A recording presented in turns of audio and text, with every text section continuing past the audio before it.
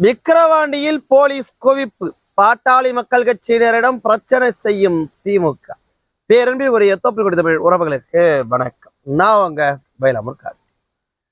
விக்கிரவாண்டி சட்டமன்ற தொகுதியின் இடைத்தேர்தல் பதிவான வாக்குகள் நாளைக்கு எண்ணப்படும். நாளை காலை 8 மணிக்கு வாக்கு எண்ணிக்கை தொடங்குது. ஏறத்தாழ 11 மணிக்கெல்லாம் ஓரளவுக்கு முடிவுகள் தெரிஞ்சிடும்.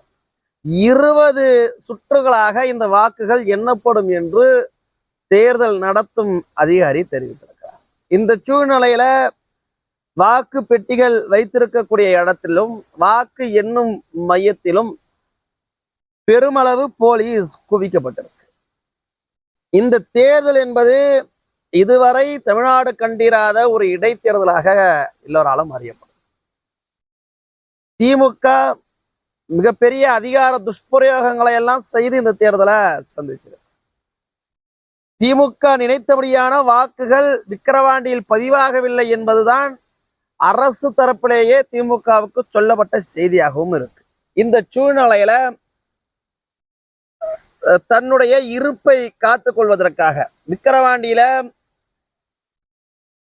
கடந்த நாடாளுமன்ற தேர்தலை விட அல்லது கடந்த சட்டமன்ற தேர்தலை விட திமுக குறைவான வாக்குகளை பெற்றால் அது திமுக அரசுக்கு விழுந்த சமுட்டி அடியாக இருக்கும் என்கின்ற காரணத்தினால திமுக நாளைய தேதியில் நடக்க இருக்கக்கூடிய வாக்குப்பதிவின் போது பல சூழ்ச்சிகளை செய்ய வாய்ப்பு இருப்பதாக பாட்டாளி மக்கள் கட்சியினர் குற்றம் சாட்டியிருக்கிறாங்க.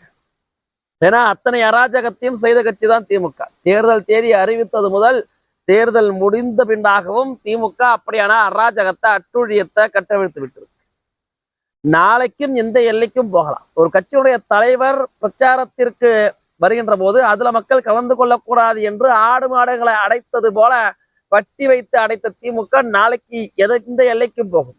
ஒரு ஏடிஎஸ்பிய பாட்டாளி மக்கள் கட்சிக்கு எதிராக தூண்டிவிடக்கூடிய திமுக நாளைக்கு எந்த எல்லைக்கு வேண்டுமானாலும் போகும் என்கின்ற பதற்றத்துல பாமகவினர்கள் இருக்கிறார். இருந்தாலும் திமுகவுடைய திட்டங்கள் பாட்டாளி மக்கள் கட்சியிடம் ஈடுபடாது என்பது நிதர்சனமான உண்மை. ஏன்னா திமுக இந்த தேர்தலை திருமங்கலம் மாதிரி ஈரோடு மாதிரி சந்திச்சிடலான்னு வந்துச்சு. பல பிரச்சனைகளை ஏற்படுத்தவும் திட்டமிட்டு இருந்தாங்க. ஆனால் பாமக கிட்ட பிரச்சனை பண்ணா சேதாரம் திமுகவுக்குத்தான் என்பதை உணர்ந்து அந்த பிரச்சனை செய்கின்ற திட்டத்தை எல்லாம் கைவிட்டு இருந்தாங்க. மிகப்பெரிய நெருக்கடியை திமுகவுக்கு பாமக கொடுத்துருந்துச்சு. இத்தனைக்கும் அதிகார பலம் இல்லை, ஆனா திமுக அத்தனை அதிகார பலமும் இருந்துச்சு.